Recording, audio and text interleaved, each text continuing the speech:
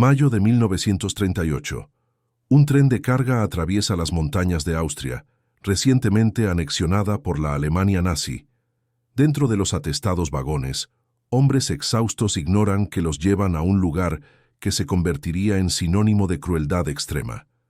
Cuando el tren se detiene en una pequeña estación, contemplan un paisaje alpino casi idílico. Montañas nevadas, verdes prados, el Danubio serpenteando en la distancia. Resulta imposible imaginar que en pocos meses este pintoresco paraje se transformará en el escenario de uno de los campos de concentración más brutales de la historia. La pequeña ciudad de Mauthausen, con sus típicas casas austriacas y sus amables habitantes, parecía un destino improbable para el horror. Pero Heinrich Himmler, el hombre que planeó el sistema de campos nazis, no eligió el lugar por su belleza. Lo que le llamó la atención fue algo mucho más práctico: las enormes canteras de granito que se extendían por toda la región. La idea era diabólica en su simplicidad. Hitler tenía planes grandiosos para reconstruir las principales ciudades alemanas, transformándolas en monumentos eternos al poder nazi. Berlín sería remodelada como Germania, una capital imperial que rivalizaría con la antigua Roma. Para ello, necesitaba millones de toneladas de piedra de alta calidad. Y contaba con una fuente inagotable de mano de obra: los indeseables del Reich. Franz Siereis, un oficial de las SS de tan solo 32 años, fue elegido para comandar esta operación. De baja estatura y con gafas gruesas, parecía más un contable que un sádico. Pero su apariencia era engañosa. Siereis transformó Mauthausen en algo mucho más que una simple prisión. Creó una máquina de exterminio mediante el trabajo forzado, donde la muerte llegaba lentamente, día tras día, a través del agotamiento, el hambre y la brutalidad sistemática. La construcción del campo comenzó de inmediato. Los primeros 300 prisioneros llegaron de Dachau el 8 de agosto de 1938. Eran alemanes y austriacos considerados elementos antisociales, comunistas, testigos de Jehová, homosexuales, delincuentes. Su primera tarea fue construir el mismo campo que los encarcelaría. Fue una crueldad psicológica refinada: hacer que las víctimas participaran en la creación del instrumento de su propia destrucción. El diseño del campo reflejaba su función letal. Construido sobre una colina rocosa, Mauthausen dominaba el paisaje como una fortaleza medieval. Altos muros de granito extraído por los propios prisioneros, torres de vigilancia equipadas con ametralladoras y vallas electrificadas creaban una prisión casi inexpugnable. Pero el verdadero instrumento de muerte yacía debajo: la cantera que se extendía como una herida abierta en la tierra. La clasificación oficial de Mauthausen, como categoría 3, la situaba en el nivel más alto de severidad del sistema de campos de concentración nazi. Esto significaba que estaba destinada a los enemigos más peligrosos e irredimibles del Reich. En la práctica, significaba que no se esperaba que nadie que llegara allí saliera con vida. Louis Deblé, un miembro de la resistencia francesa que llegó al campo en 1944, recordó su primera impresión: cuando vimos esos muros de piedra y las torres de vigilancia, comprendimos inmediatamente que no era un lugar del que se pudiera salir con vida. Un guardia nos dijo claramente: entraron por la puerta, pero solo saldrán por la chimenea del crematorio. Si crees que historias como esta deben preservarse y compartirse para que nunca se olviden, dale me gusta al video y suscríbete al canal. Tu me gusta ayuda a que este contenido histórico llegue a más personas. La memoria de las víctimas del Holocausto depende de nosotros para perdurar. El primer transporte de prisioneros llegó a Mauthausen en una fría mañana de agosto de 1938. Eran 300 hombres procedentes de Dachau, el campo de concentración modelo nazi. El viaje duró horas en vagones de ganado atestados, sin comida, agua ni ventilación adecuada. Al abrirse las puertas, los hombres salieron tambaleándose, cegados por el sol austriaco. Pero el alivio de salir de los vagones atestados pronto se transformó en terror. Los guardias de las SS comenzaron a gritar órdenes en alemán, empujando y golpeando a cualquiera que no se moviera con la suficiente rapidez. Franz Ziereis había establecido una brutal rutina para recibir a los nuevos prisioneros. Era una demostración de poder diseñada para aniquilar cualquier rastro de resistencia desde el primer momento. Los recién llegados se veían obligados a correr cuesta arriba por la empinada carretera que unía la estación de tren con el campamento, cargando con su equipaje.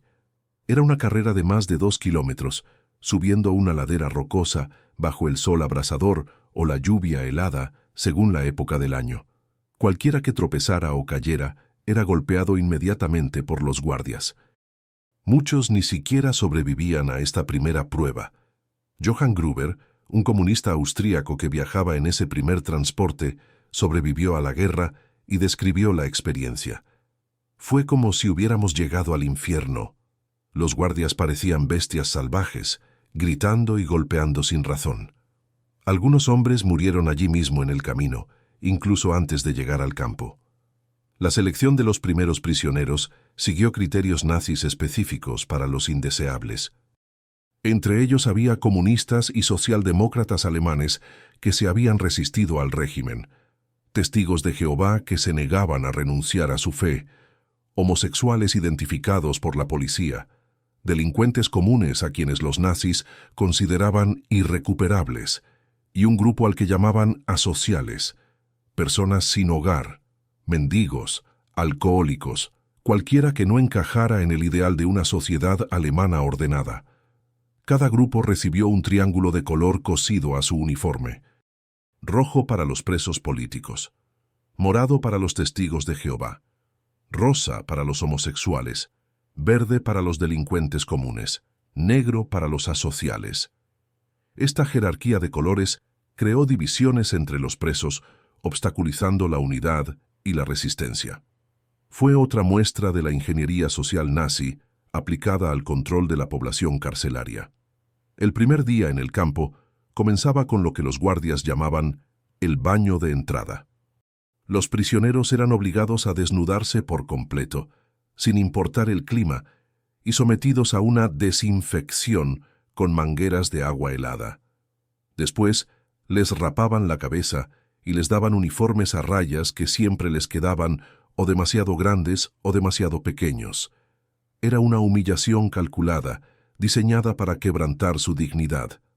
Franz Stangl, quien más tarde comandaría Treblinka, visitó Mauthausen en aquellos primeros meses y quedó impresionado por la organización de Ziereis. En sus confesiones de posguerra a la periodista Gita Sereni declaró: Ziereis había creado un sistema perfecto. Los prisioneros construían su propia prisión durante el día y por la noche los encerraban en ella. Era pura eficiencia. La vida diaria de los primeros prisioneros era una rutina de trabajo extenuante y humillación constante. Se levantaban a las 4:30 de la mañana para el primer pase de lista. Permanecían de pie durante horas en instrucción militar, sin importar el clima, mientras los guardias los contaban. Cualquiera que se moviera, tosiera o se desmayara, era golpeado frente a todos. El trabajo en la cantera comenzaba al amanecer. Los prisioneros descendían la empinada ladera cargando herramientas rudimentarias, picos, palas y martillos. Su tarea consistía en romper la dura roca, transportar piedras de decenas de kilos y subirlas a la cantera.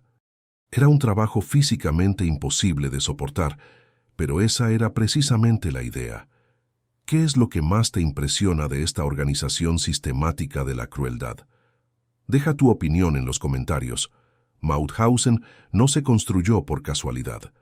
Cada aspecto de su arquitectura fue planeado para maximizar el sufrimiento y minimizar cualquier posibilidad de fuga o resistencia. El campo principal se extendía sobre una superficie de aproximadamente 25 hectáreas en la cima de una colina, dominando todo el paisaje circundante como una siniestra fortaleza medieval. El muro principal, construido con bloques de granito extraídos por los propios prisioneros, tenía casi 6 metros de altura y más de 1 metro de espesor. No era solo una barrera física, era un símbolo del poder nazi grabado en piedra. Cada bloque, representaba horas de trabajo esclavo, sudor, sangre y a menudo la vida de quien lo había extraído de la cantera. Las torres de vigilancia estaban estratégicamente ubicadas cada 150 metros a lo largo del perímetro. Equipadas con ametralladoras y potentes reflectores, ofrecían a los guardias una visión completa de cada rincón del campo. Heinrich Himmler había dado instrucciones precisas. Ningún prisionero debe tener un momento de privacidad. Deben sentir nuestra mirada sobre ellos a cada segundo. La entrada principal del campo era una imponente verja de hierro forjado con la inscripción Arbeit macht frei. El trabajo os hará libres. La cruel mentira que los nazis difundieron en todos sus campos.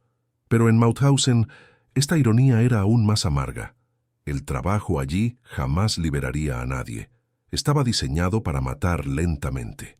Justo al otro lado de la puerta principal se encontraba la Appellplatz, la plaza donde se realizaban los interminables pases de lista diarios. Era un terreno baldío donde los prisioneros pasaban horas en formación militar, expuestos al calor abrasador del verano y al frío intenso del invierno austríaco. A Franz Siereis le gustaba prolongar estos pases de lista como una forma de tortura colectiva. Los barracones de los prisioneros eran estructuras de madera y ladrillo diseñadas para albergar a 200 hombres, pero a menudo alojaban a 500 o más. En su interior, las literas de 3 pisos estaban apiñadas, dejando apenas espacio para caminar. No había calefacción en invierno ni ventilación adecuada en verano.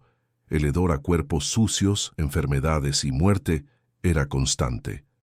Cada barracón tenía un prisionero designado como Blockaltester, jefe de barracón, generalmente elegido entre delincuentes comunes.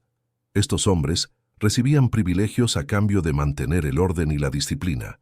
Era otra estrategia de división: transformar a algunas víctimas en colaboradores del sistema que las oprimía. La cocina del campamento se ubicaba en el centro del complejo, estratégicamente situada para que el olor a comida llegara a todos los barracones. Pero la comida que salía de ella apenas merecía ese nombre. Sopa aguada hecha con restos de verduras podridas, pan que parecía más serrín, café de pacotilla que en realidad era agua con colorante. El hambre era un arma tan eficaz como cualquier tortura física. El hospital del campo, Onrevier, era quizás el lugar más temido. Los prisioneros evitaban ir allí a toda costa porque sabían que con frecuencia se seleccionaba a los pacientes para la ejecución. El doctor Eduard Krebsbach, médico jefe del campo, realizaba selecciones periódicas, escogiendo a aquellos que eran inútiles para el trabajo. Sus víctimas recibían inyecciones letales de fenol directamente en el corazón. El crematorio se encontraba en un edificio aparte, conectado al campo principal, por un camino que los prisioneros llamaban el último sendero. La chimenea siempre humeaba, un recordatorio constante del destino que les aguardaba. Johann Kandut, un capo austriaco que supervisaba el crematorio, confesó más tarde: incinerábamos entre 300 y 400 cuerpos al día. Era como una fábrica de muerte. Pero la verdadera obra maestra arquitectónica de la crueldad nazi fue la propia cantera. Una excavación gigantesca que descendía más de 50 metros en la roca sólida, accesible únicamente por una empinada escalera de 186 escalones de granito. Los prisioneros la llamaban Parachutenhügel, colina de los paracaidistas, un nombre irónico para el lugar donde cientos de prisioneros fueron arrojados a la muerte. ¿Cómo te imaginas que sería vivir 24 horas al día bajo esa vigilancia constante? Comparte tus ideas. La cantera de Wienergraben era el corazón oscuro de Mauthausen, una herida abierta en la tierra de más de 50 metros de profundidad. Para los prisioneros, bajar cada mañana esos 186 escalones de granito era como adentrarse directamente en el infierno. Muchos de los que bajaron jamás volvieron a subir. El trabajo en la cantera comenzaba a las 5:30 de la mañana y continuaba hasta el anochecer, con solo una pausa de 30 minutos para almorzar. Los prisioneros se dividían en equipos de trabajo según su fuerza física y su posición en la cruel jerarquía del campo. Los más débiles eran enviados a los trabajos más peligrosos. Una lógica perversa que les aseguraba una muerte rápida. Las herramientas eran primitivas e inadecuadas. Picos sin filo, palas rotas, martillos sin mango. Los nazis proporcionaron deliberadamente equipo defectuoso, porque no les importaba la eficiencia de la producción. El objetivo no era extraer granito de la forma más productiva posible, sino matar prisioneros de la manera más lenta y cruel posible. Erwin Kirchheimer, un prisionero alemán que sobrevivió al campo, describió el trabajo en la cantera. Era físicamente imposible. Nos daban cuotas de piedras que ni un hombre fuerte podía alcanzar trabajando 24 horas al día. Pero si no las alcanzábamos, nos mataban a golpes. Era un sistema diseñado para matarnos. El granito de Mauthausen era de una calidad excepcional, idóneo para los grandiosos monumentos que Hitler planeaba construir. Las piedras extraídas por los prisioneros se utilizarían en la reconstrucción de Berlín como Germania, en la nueva Universidad de Linz y en otros proyectos arquitectónicos del Reich. Cada bloque llevaba consigo la sangre y el sudor de los hombres que murieron para extraerlo. El transporte de las piedras era quizá el aspecto más brutal del trabajo. Los prisioneros tenían que cargar bloques de granito de 25, 30, a veces 50 kilos, subiendo las empinadas escaleras de la cantera. Cualquiera que tropezara era inmediatamente golpeado por los capos, prisioneros que recibían privilegios a cambio de maltratar a sus compañeros. Los capos solían ser criminales alemanes ascendidos a supervisores. Portaban bastones y látigos, y los guardias de las SS los alentaban a ser brutales. Kurt Wittinger, un capo que supervisaba el trabajo en la cantera, era conocido por golpear a los prisioneros hasta la muerte por cualquier motivo. Tras la guerra, fue juzgado y ejecutado por crímenes de guerra. Durante el invierno, el trabajo en la cantera se volvió aún más mortal. Las temperaturas podían alcanzar los 20 degrees, y los prisioneros trabajaban vistiendo únicamente sus finos uniformes a rayas. Muchos murieron de hipotermia, otros perdieron dedos de manos y pies por congelación. El hielo convertía los escalones de la cantera en una pista de patinaje mortal. Louis Hefflager, un funcionario de la Cruz Roja que visitó Mauthausen en 1945, escribió en su informe: «La cantera parece haber sido diseñada por demonios. Es imposible imaginar que seres humanos fueran obligados a trabajar en esas condiciones». El número de muertos debió de ser astronómico. Una de las formas más sádicas de ejecución en Mauthausen tenía lugar en la cantera. Los prisioneros eran arrojados desde lo alto de los acantilados de granito, cayendo 50 metros hasta morir sobre las rocas. Los demás prisioneros, irónicamente, los llamaban paracaidistas. Hans Marsalek, un prisionero austríaco que llevaba un registro secreto, estimó que más de 1000 hombres murieron de esta manera. A veces, los propios prisioneros optaban por arrojarse desde los acantilados. La vida en el campo era tan insoportable que la muerte parecía una liberación. Johann Kandut, que trabajó en la cantera durante 3 años, declaró después de la guerra: «Vi hombres que simplemente no podían más. Se arrojaban desde los acantilados delante de todos nosotros. Era su manera de escapar del sufrimiento». La producción de granito en Mauthausen estaba teóricamente supervisada por la empresa Deutsche Erd- und Steinwerke, de una filial de las SS que explotaba canteras y fábricas utilizando mano de obra esclava. Pero en la práctica, la operación estaba dirigida por los funcionarios del campo, quienes consideraban a los prisioneros como prescindibles. ¿Te imaginas la desesperación que llevó a los hombres a elegir la muerte? ¿Cómo valoras este aspecto de la naturaleza humana? En Mauthausen, el color del triángulo cosido en el uniforme determinaba no solo la identidad del prisionero, sino también sus posibilidades de supervivencia. El sistema de clasificación nazi creó una jerarquía cruel que dividió a las víctimas e impidió cualquier unión contra sus opresores. Fue una muestra de la ingeniería social nazi aplicada al control de la población carcelaria. Los triángulos rojos identificaban a los presos políticos, comunistas, socialdemócratas y miembros de la resistencia antifascista. Estos solían ser los más instruidos y organizados, capaces de formar redes de solidaridad. Por ello, los nazis los temían y los sometían a una vigilancia especial. Paradójicamente, su educación y capacidad de organización también los hacían útiles para ciertas funciones administrativas en el campo. Johann Gruber, un metalúrgico comunista vienés que llegó en el primer transporte, recordó: «Los políticos intentábamos mantenernos unidos, pero era difícil. Los guardias siempre intentaban separarnos y enfrentarnos a los otros grupos. Sabían que unidos podíamos ser peligrosos». Los triángulos morados identificaban a los testigos de Jehová, un grupo que desconcertó a los nazis.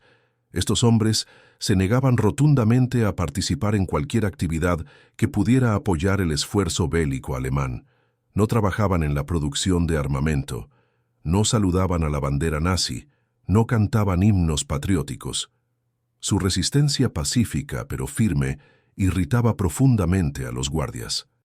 Franz Wolfart, un testigo de Jehová de Salzburgo, fue arrestado en 1938 por negarse a prestar servicio en el ejército alemán. Sobrevivió los 7 años que pasó en el campo y dejó un testimonio extraordinario. Sabíamos por qué estábamos allí. Nuestra fe nos dio una fuerza que los guardias no pudieron quebrar. Nos odiaban por ello. Los triángulos rosas identificaban a los homosexuales, quienes fueron sometidos a una de las persecuciones más brutales en Mauthausen. Considerados por los nazis como degenerados que mancillaban la pureza racial alemana, se enfrentaron no solo a la crueldad de los guardias, sino también a la hostilidad de los demás prisioneros. Muchos ocultaron su orientación sexual para evitar una mayor persecución. Rudolf Brazda, un checoslovaco que sobrevivió a Mauthausen y se convirtió en uno de los últimos supervivientes del Holocausto abiertamente homosexuales, recordó: «Fue una doble maldición. Los guardias nos trataban como animales, y muchos otros prisioneros también nos rechazaban. Estábamos solos, incluso entre los oprimidos. Los triángulos verdes pertenecían a delincuentes alemanes comunes, quienes ocupaban una posición privilegiada en la jerarquía del campo. Los nazis creían que estos hombres, aunque criminales, eran racialmente superiores a los presos políticos de otras nacionalidades. A menudo se les designaba capos, recibiendo poder sobre otros prisioneros a cambio de su cooperación. Gustav Geigenberger era uno de esos capos verdes. Condenado por robo en Alemania, fue enviado a Mauthausen en 1939 y ascendido rápidamente a supervisor de un comando de trabajo. Tras la guerra, varios testigos lo acusaron de haber asesinado a golpes a decenas de prisioneros. «Era peor que los guardias de las SS», declaró un superviviente. «Al menos los guardias mataban por ideología. Él mataba por placer». Los triángulos negros marcaban a los asociales, un grupo heterogéneo que incluía a personas sin hogar, alcohólicos, desempleados de larga duración y a cualquiera que los nazis consideraran un parásito social. Estos hombres a menudo no entendían por qué habían sido encarcelados y eran los más vulnerables a las presiones psicológicas del campo. Anton Müller, un veterano de la Primera Guerra Mundial que se convirtió en mendigo tras perder su trabajo, fue clasificado como asocial y enviado a Mauthausen en 1940. Un preso político que lo conoció dijo: «Anton nunca entendió por qué estaba allí.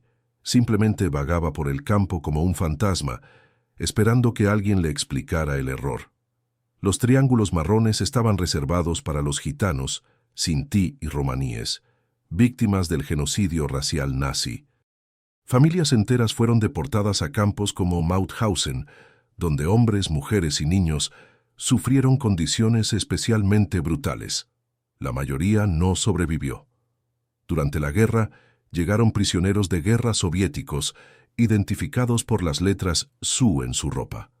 Estos hombres sufrieron un trato especialmente cruel, ya que los nazis los consideraban inferiores tanto racial como ideológicamente.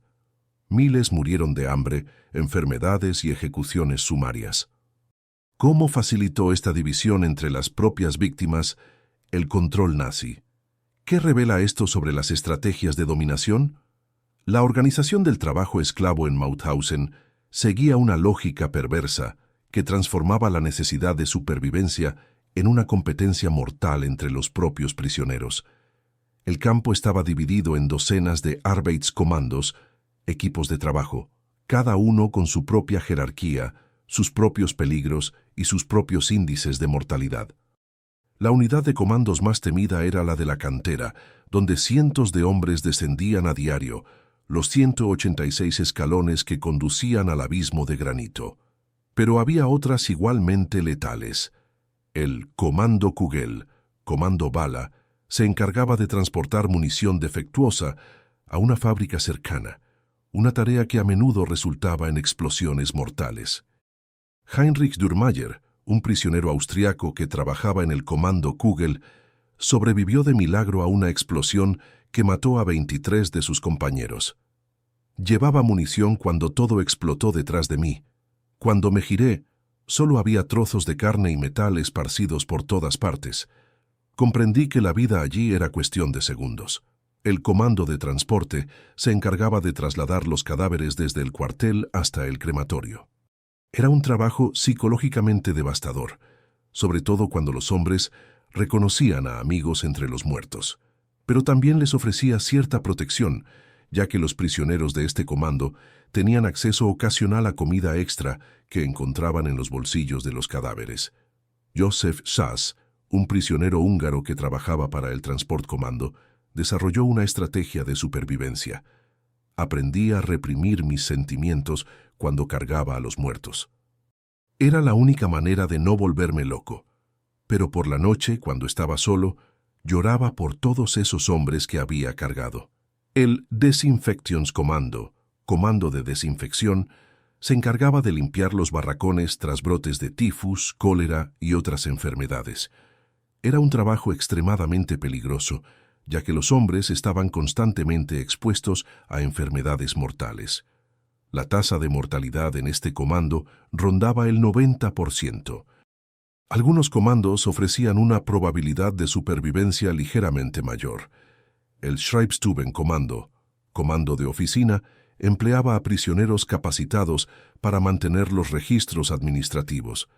Estos hombres tenían acceso a información valiosa y, en ocasiones, lograban manipular listas para salvar a sus compañeros. Hans Marsalek, un contable austriaco que trabajaba en la oficina administrativa, logró mantener registros secretos de las atrocidades del campo. Sus datos resultaron cruciales para los juicios de posguerra. Cada número que anotaba representaba una vida perdida.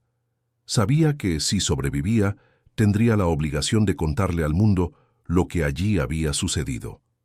El puesto de comando de cocina era muy codiciado porque ofrecía acceso a comida extra, pero también exponía a los presos a severos castigos si los sorprendían robando comida.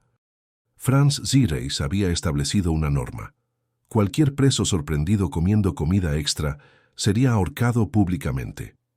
Johann Trnka, un cocinero checo que trabajaba en la cocina del campamento, desarrolló un sistema para distribuir comida extra a los más débiles. Escondía trozos de pan en la ropa sucia que llevaba a lavar. Era arriesgado, pero no podía ver morir de hambre a los hombres cuando yo tenía acceso a comida.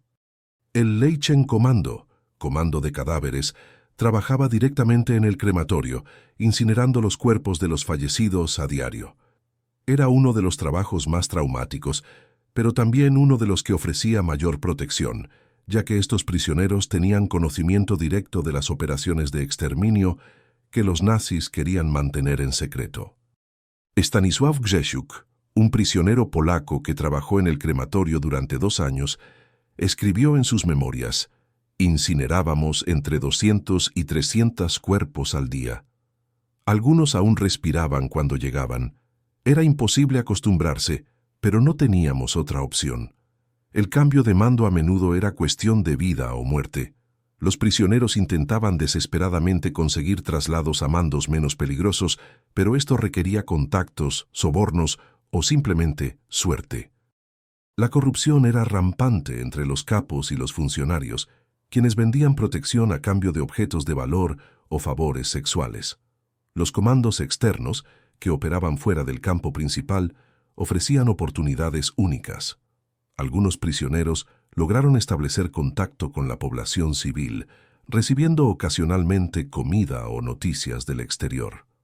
Sin embargo, estos comandos también representaban un mayor riesgo de fuga, lo que resultaba en brutales castigos colectivos cuando alguien intentaba escapar. ¿Qué estrategias de supervivencia le parecen más impresionantes en este sistema? ¿Cómo evaluaría las decisiones morales que los prisioneros se vieron obligados a tomar? Aunque Mauthausen se recuerda principalmente como un campo de prisioneros de guerra masculino, entre 1944 y 1945 también albergó a miles de mujeres en condiciones aún más precarias que las de los hombres. La historia de estas mujeres ha permanecido prácticamente olvidada, incluso por los historiadores, como si su sufrimiento fuera menos importante o estuviera menos documentado. Las primeras mujeres llegaron a Mauthausen en diciembre de 1944, cuando el campo principal estaba superpoblado y los nazis necesitaban mano de obra adicional para las fábricas de armamento. Eran principalmente mujeres húngaras, polacas y soviéticas, trasladadas desde otros campos que estaban siendo evacuados debido al avance de los ejércitos aliados. El subcampamento de mujeres se improvisó apresuradamente en una zona aparte, con condiciones incluso peores que las de los barracones de hombres. Las mujeres dormían en tiendas de campaña militares o cobertizos sin calefacción, hacinadas como animales. No había instalaciones sanitarias adecuadas ni ropa apropiada para el invierno austríaco. María Stromberger, una enfermera austriaca que trabajaba clandestinamente ayudando a los prisioneros, logró visitar la sección de mujeres en enero de 1945. Era un espectáculo de horror indescriptible. Mujeres esqueléticas, algunas sosteniendo bebés muertos, otras delirando de fiebre. Parecía el fin del mundo. Las mujeres fueron obligadas a trabajar en la fábrica Steyr-Daimler-Puch, donde fabricaban piezas para fusiles y ametralladoras alemanas. El trabajo exigía precisión técnica, pero recibían incluso menos comida que los prisioneros varones. La justificación nazi era que las mujeres necesitaban menos calorías que los hombres, una idea falsa que provocó la muerte por inanición. Irma Trczak, una joven húngara de 19 años que llegó embarazada a Mauthausen, dio a luz en condiciones precarias. Mi bebé nació en un cobertizo helado, sin médico ni medicinas. Murió 3 días después, pero tuve que seguir trabajando cargando su cuerpecito hasta que pude enterrarlo. La brutalidad específica contra las mujeres incluía formas de tortura que explotaban su condición femenina. Las mujeres embarazadas eran obligadas a realizar trabajos forzados hasta el momento del parto. Las madres eran separadas de sus hijos, quienes frecuentemente morían de hambre o frío. La violencia sexual por parte de guardias y capos era constante y sistemática. Zdenka Nedvědová, una combatiente de la resistencia checa que llegó a Mauthausen en marzo de 1945, testificó sobre los experimentos médicos realizados en mujeres.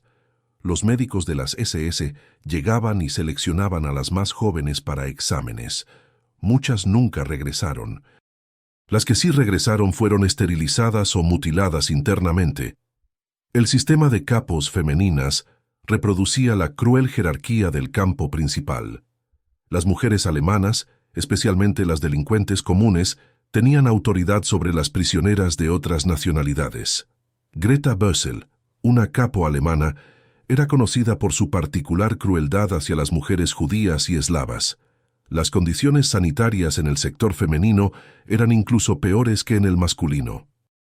Sin acceso a productos de higiene femenina, las mujeres improvisaban con trapos sucios.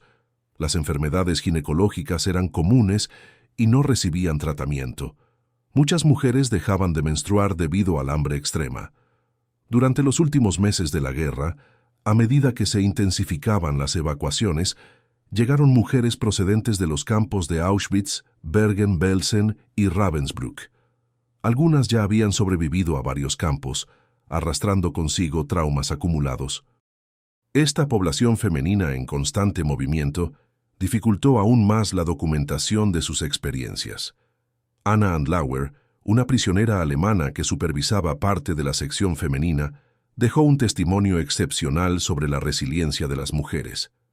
Compartían comida incluso cuando no tenían nada, cuidaban de los hijos de las demás, cantaban para mantener viva la esperanza. Tenían una fuerza que los hombres no comprendían. La liberación de la sección femenina en mayo de 1945 reveló escenas horribles que conmocionaron incluso a los veteranos soldados estadounidenses. Mujeres que pesaban menos de 30 kilos, niños huérfanos aferrados a los cadáveres de sus madres, bebés nacidos y muertos en las últimas semanas de la guerra. ¿Por qué crees que las experiencias de las mujeres en los campos nazis han sido menos documentadas y recordadas? El hospital de Mauthausen, oficialmente llamado Krankenrevier, era en realidad un laboratorio de horrores donde médicos nazis realizaban experimentos pseudocientíficos con seres humanos. Bajo la supervisión del Dr. Eduard Krebsbach, médico jefe del campo, el hospital se transformó en una fábrica de la muerte disfrazada de centro médico. Krebsbach, licenciado por la Universidad de Graz, había adoptado plenamente la ideología racial nazi. Para él, los prisioneros de Mauthausen no eran pacientes que curar, sino material humano para experimentos que supuestamente beneficiarían a la ciencia alemana. Su lema era: no hay médicos judíos, no hay médicos checos, solo médicos alemanes. Los experimentos más brutales consistían en poner a prueba la resistencia humana al frío extremo. Los prisioneros eran sumergidos durante horas en tanques de agua helada para determinar cuánto tiempo podía sobrevivir una persona a temperaturas árticas. Estos datos se utilizarían para mejorar el equipo de los soldados alemanes en el frente oriental. Franz Blaha, un médico checo que se vio obligado a ayudar a Krebsbach, testificó después de la guerra: vi morir lentamente a hombres en el agua helada mientras Krebsbach registraba tranquilamente los datos. Para él no eran hombres muriendo, eran números en una tabla científica. Otros experimentos pusieron a prueba los efectos de diversas enfermedades infecciosas. Los prisioneros fueron infectados deliberadamente con tifus, malaria y tuberculosis para estudiar la progresión de estas enfermedades en diferentes grupos raciales.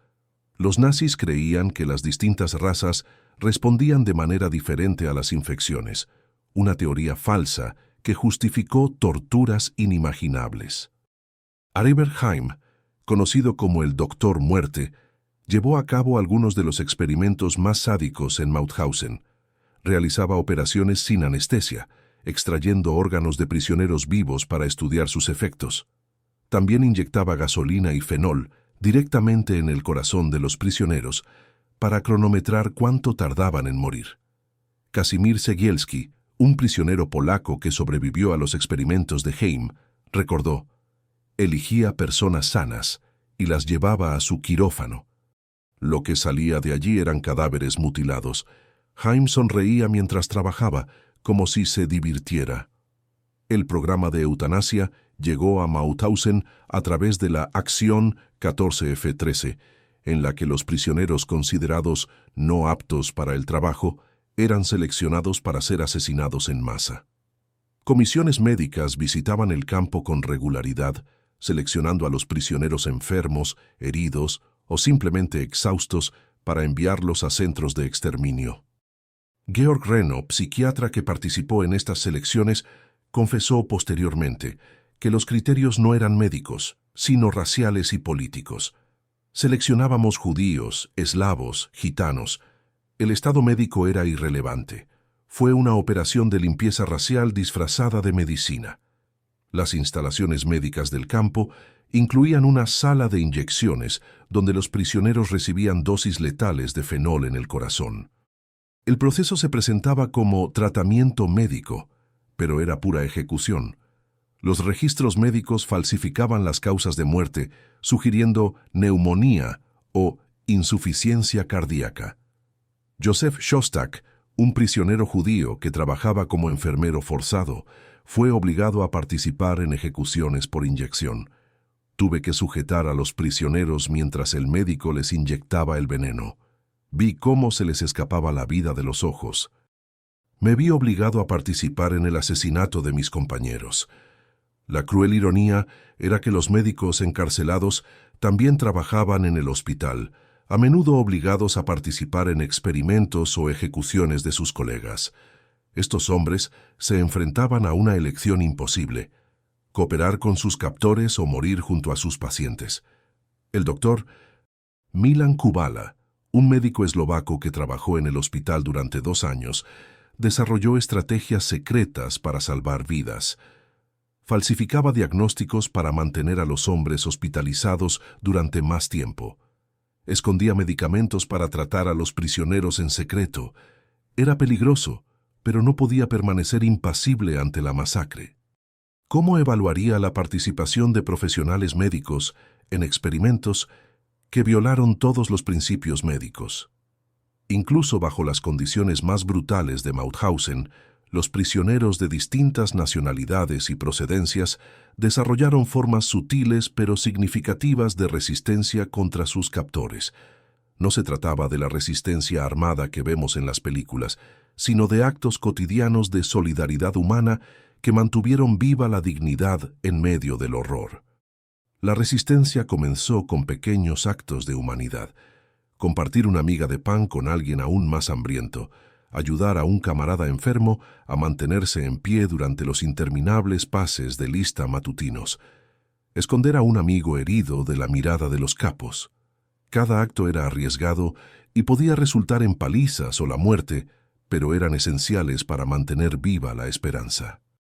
Johann Gruber, el metalúrgico comunista austríaco, organizó una de las primeras redes de ayuda mutua entre presos políticos. Sabíamos que solos moriríamos rápidamente, así que creamos un sistema donde todos se cuidaban entre sí. Si alguien enfermaba, lo protegíamos. Si alguien recibía comida extra, la compartíamos. La resistencia intelectual fue igualmente importante. Los presos instruidos organizaron universidades clandestinas donde impartían clases de idiomas, historia, literatura y ciencias durante sus escasos momentos de libertad. Era una forma de mantener sus mentes activas y preservar el conocimiento que los nazis intentaban destruir. Franz Dahlem, un profesor alemán encarcelado por actividades antinazis, impartía clases secretas de filosofía e historia. Dábamos clases susurrando en los barracones por la noche. Era nuestra manera de mantener viva la cultura que los nazis querían eliminar. Cada clase era un acto de resistencia contra la barbarie.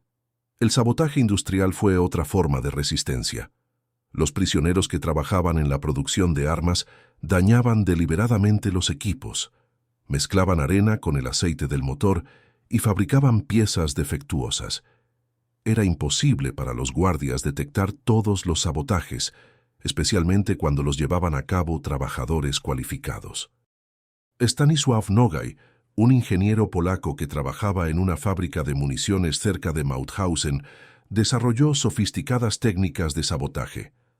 Alterábamos las proporciones químicas de los explosivos, creábamos defectos microscópicos en las piezas metálicas.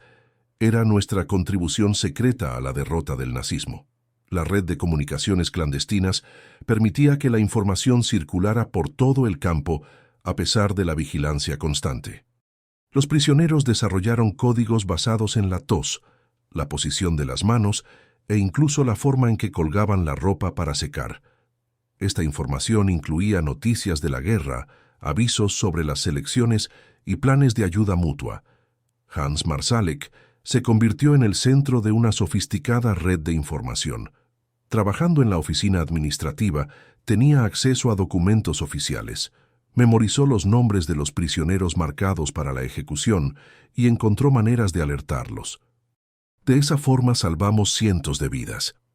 La resistencia religiosa adoptó formas concretas en Mauthausen.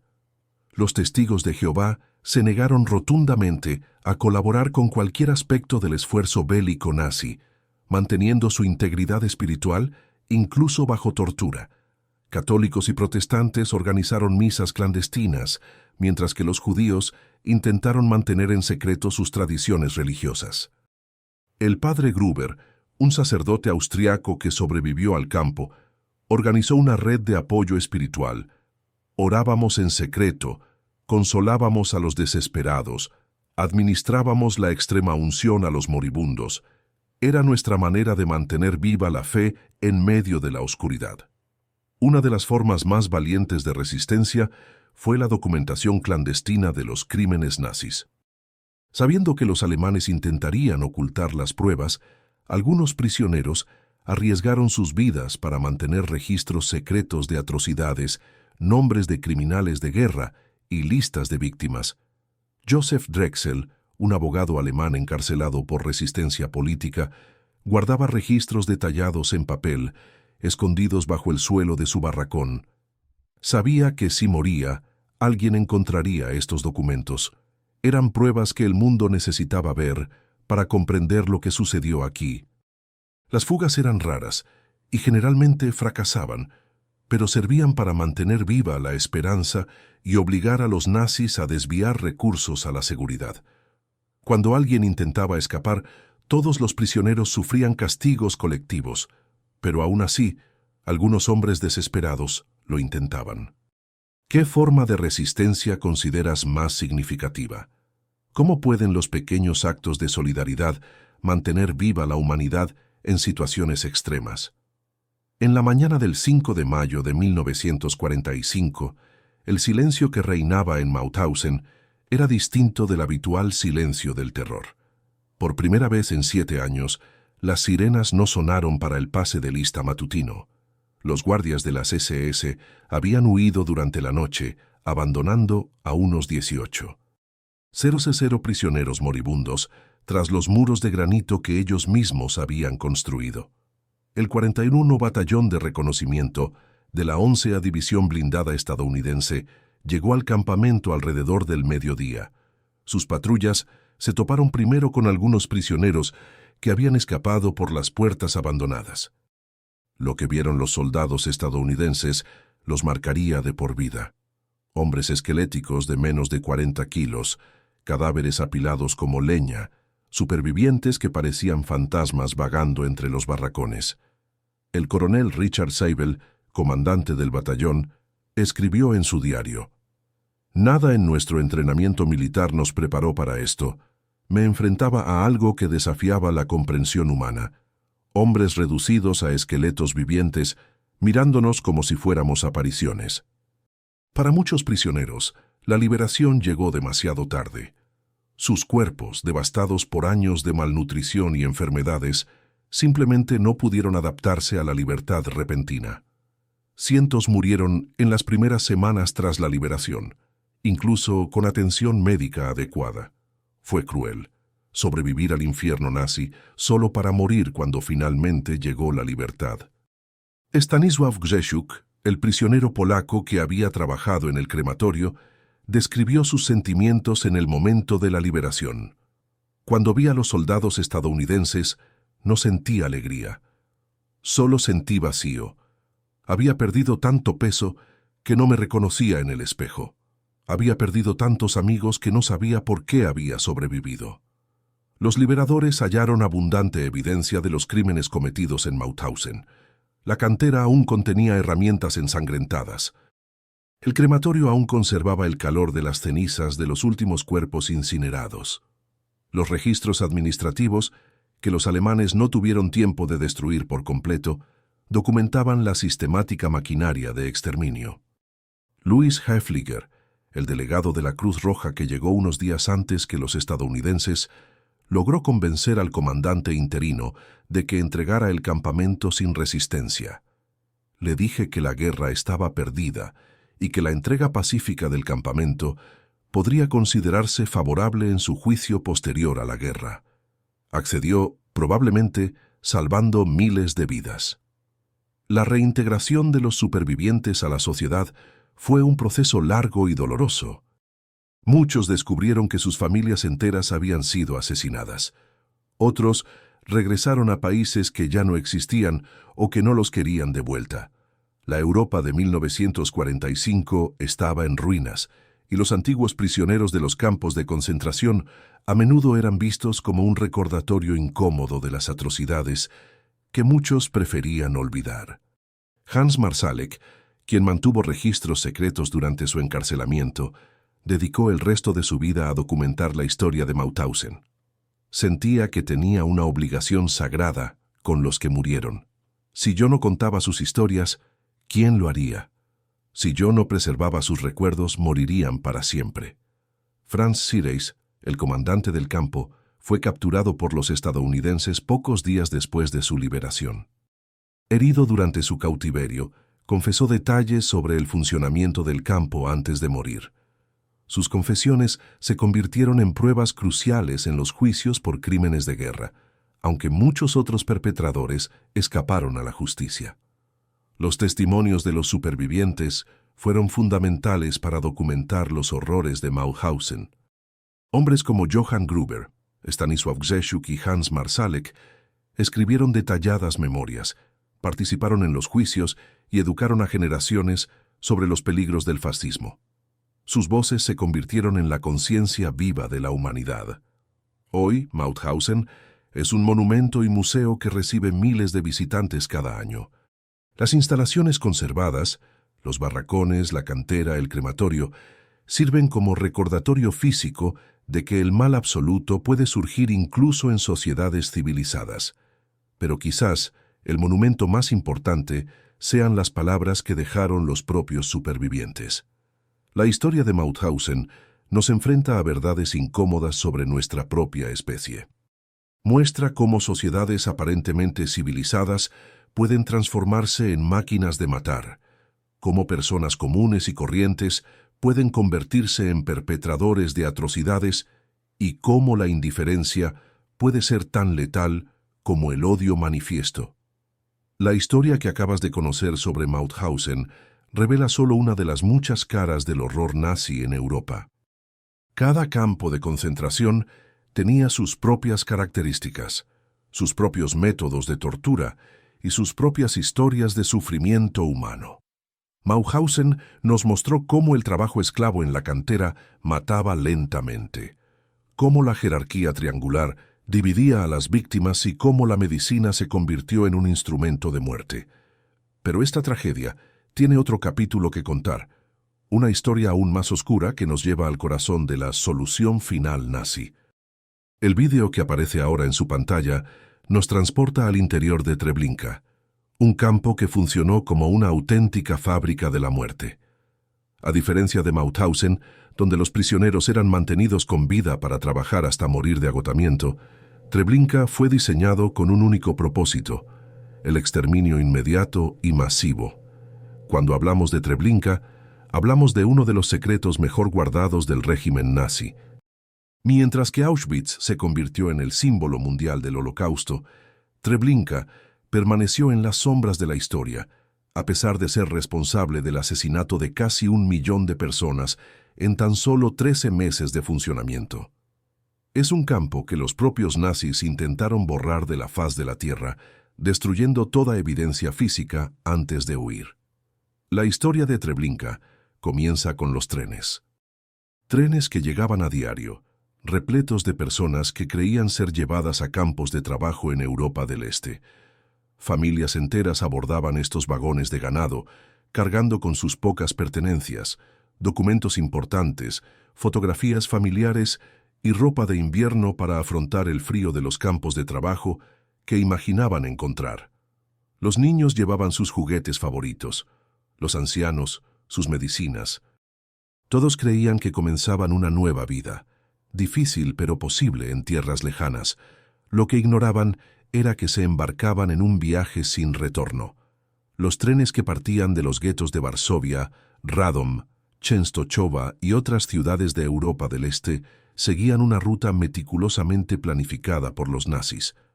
No eran trenes de pasajeros comunes y corrientes, eran transportes de la muerte disfrazados de operaciones de reasentamiento. La Deutsche Reichsbahn, la compañía ferroviaria alemana, organizó estos transportes con la eficiencia que caracterizaba a Alemania, tratando el genocidio como una operación logística rutinaria. La diabólica genialidad de Treblinka radicaba en su simplicidad. Mientras que otros campos combinaban el trabajo esclavo con el exterminio, Treblinka se construyó exclusivamente para matar. No había barracones para miles de prisioneros, ni fábricas donde trabajaran durante meses o años. Era una máquina de muerte que operaba a velocidad industrial. Desde la llegada del tren hasta el asesinato en las cámaras de gas, todo el proceso duraba un máximo de 2 horas. La eficiencia de Treblinka superó incluso a la de Auschwitz. En un solo día, las cámaras de gas de Treblinka podían asesinar a más personas que Auschwitz en una semana. Fue la culminación de la solución final, el plan nazi para exterminar a todos los judíos de Europa. Heinrich Himmler había elegido personalmente a los hombres que dirigirían esta operación. Oficiales de las SS, con experiencia en el programa de eutanasia nazi, quienes ya habían perfeccionado las técnicas de asesinato en masa mediante gas venenoso. Pero quizás el aspecto más cruel de Treblinka fue el engaño sistemático a las víctimas. Los nazis comprendieron que, para matar a tanta gente tan rápidamente, era necesario mantener a las víctimas tranquilas y colaboradoras hasta el último momento. Por ello, crearon una elaborada puesta en escena que transformó Treblinka en una estación de tren aparentemente normal, con letreros que indicaban direcciones a ciudades lejanas, un reloj que siempre marcaba la misma hora optimista y flores que adornaban el andén. Los prisioneros que desembarcaban de los trenes veían lo que parecían ser instalaciones de baño y desinfección. Incluso había un mostrador de información de la compañía ferroviaria alemana, atendido por prisioneros uniformados que habían sido mantenidos con vida precisamente para que la farsa continuara. Todo estaba diseñado para que la gente caminara voluntariamente hacia su muerte, creyendo que simplemente seguían los procedimientos sanitarios obligatorios. La historia que descubrirás en Dentro de Treblinka, el tren que condujo directamente a la muerte, te llevará al interior de estos trenes de la muerte. Conocerás a las personas que viajaban en los vagones, familias polacas del gueto de Varsovia que sobrevivieron a años de hambre y persecución, solo para encontrar la muerte en un lugar cuya existencia desconocían. Escucharás los testimonios de los pocos supervivientes que lograron escapar y contar al mundo lo que realmente sucedió dentro de Treblinka. De las aproximadamente 870.000 víctimas del campo de exterminio de Treblinka, solo unas 70 personas sobrevivieron. Estas personas sobrevivieron gracias a su participación en una de las revueltas más valientes de la historia del Holocausto, el levantamiento del 2 de agosto de 1943, cuando prisioneros armados con armas robadas del arsenal nazi lograron incendiar parte del campo y abrir una brecha en la valla para escapar. Aún así, la mayoría de los fugitivos fueron recapturados y ejecutados. Los pocos que consiguieron llegar a los bosques y esconderse hasta el final de la guerra, cargaron con el peso de ser los únicos testigos vivos de uno de los mayores crímenes de la historia de la humanidad. Estos supervivientes dedicaron su vida de posguerra a contar sus historias, conscientes de que, de no hacerlo, Treblinka podría desaparecer por completo de la memoria histórica. Hombres como Jankiel Wiernik, carpintero del campo, que ayudó a planificar el levantamiento, Samuel Willenberg, que participó en él y vivió para narrar los detalles del funcionamiento diario de la maquinaria de la muerte, y Chill Reichmann, barbero del campo, que cortaba el pelo a las mujeres asesinadas antes de que sus cuerpos fueran incinerados. Sus recuerdos nos permiten reconstruir no solo los hechos de Treblinka, sino también la dimensión humana de esta tragedia. Nos hablan de los niños que subieron a los trenes con muñecas y juguetes, de los ancianos que llevaban viejas fotografías familiares en los bolsillos, de las madres que intentaron proteger a sus hijos hasta el último momento, sin saber que en Treblinka no había protección posible. El siguiente vídeo te llevará a través de los ojos de estos testigos. Comprenderás cómo funcionaba la logística ferroviaria que abastecía a Treblinka de víctimas a diario. Conocerás a los comandantes nazis que crearon y dirigieron este campo de exterminio, hombres como Franz Stangl, que transformaron el exterminio en una eficiente rutina administrativa. Descubrirás cómo los nazis lograron mantener en secreto la existencia de Treblinka, incluso cuando miles de personas desaparecían cada día. Más importante aún, comprenderán cómo esta historia se relaciona con nuestra responsabilidad actual.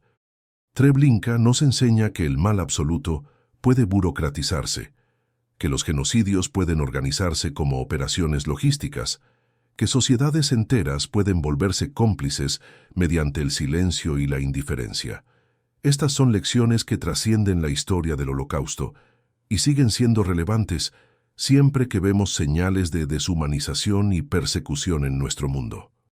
El tren que abordarás metafóricamente en el próximo video no es solo un medio de transporte, es un símbolo de cómo la tecnología y la organización pueden usarse para el mal cuando las protecciones morales y legales de la sociedad se derrumban. Es un viaje necesario, aunque doloroso, porque solo comprendiendo plenamente lo que sucedió en lugares como Treblinka, podremos cumplir con nuestra obligación de asegurar que nunca más no sea solo una frase vacía, sino un compromiso real de vigilancia contra el resurgimiento de la barbarie. El recuerdo de Treblinka y de los trenes que llevaron a la gente directamente a la muerte es también un homenaje a todas las víctimas anónimas que nunca tuvieron la oportunidad de contar sus historias. Cada persona en esos trenes tenía un nombre, una familia, sueños y esperanzas. Al conocer la historia de Treblinka, das voz a quienes han sido silenciados para siempre, asegurando que sus vidas no sean olvidadas y que sus muertes no hayan sido en vano en la lucha constante de la humanidad contra sus propios demonios.